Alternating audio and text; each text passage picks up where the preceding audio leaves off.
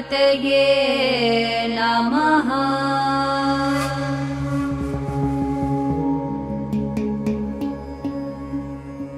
विकटोत्कटसुन्दरदन्तिमुखं भुजगेन्द्रसुसर्पगदाभरणं गजनीलगजेन्द्रगणाधिपतिं प्रणतोऽस्मि विनायकहस्तिमुखम्।